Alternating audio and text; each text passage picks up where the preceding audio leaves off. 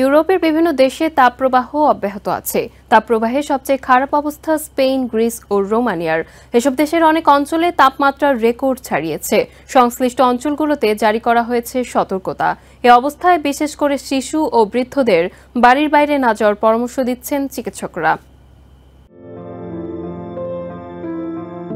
Spain, Greece, Romania সহ ইউরোপের বিভিন্ন দেশে অব্যাহত আছে তীব্র তাপপ্রবাহ। স্পেনের 9টি মিউনিসিপ্যালিটি আছে সতর্কতার আওতায়। স্পেনের আবহাওয়া সংস্থা এক পূর্বাভাসে জানিয়েছে, আগামী সপ্তাহে আন্দালুসিয়া, গ্রানাডা ও জেন প্রদেশে তাপমাত্রা 42 ডিগ্রি সেলসিয়াস ছাড়াতে পারে। দেশটির রাজধানী মাদ্রিদের বাসিন্দারা বলছেন, প্রচণ্ড গরমে দিনের বেলা কোনোভাবেই বের হওয়া যাচ্ছে না। ব্যাঘাত ঘটছে তাদের দৈনন্দিন কাজকর্মে।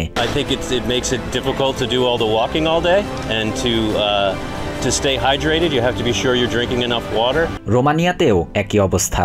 দেশটির কোথাও কোথাও তাপমাত্রা 40 ডিগ্রি ছাড়িয়েছে বলে জানিয়েছে আবহাওয়া সংস্থা। সেখানকার বাসিন্দারা বলছেন, এবারের মতো এত গরম এর আগে তারা দেখেননি। এদিকে গ্রিস, অ্যালবেনিয়া, নর্থ ম্যাসিডোনিয়া ও ক্রোয়েশিয়ার কয়েকটি অঞ্চলে দাবানল ছড়িয়ে পড়ায় তাপদাহ বিরাজ করছে। এতে করে নাকাল অবস্থা স্থানীয়দের।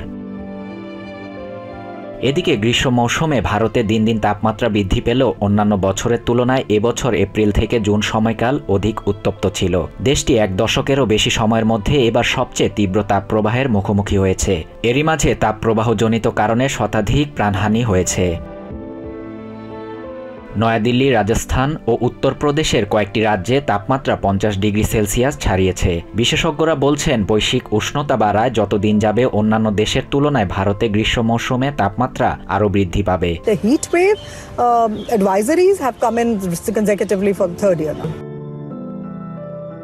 শাহরিয়ার শাফাত, TVN 24 নিউজ ডেস্ক।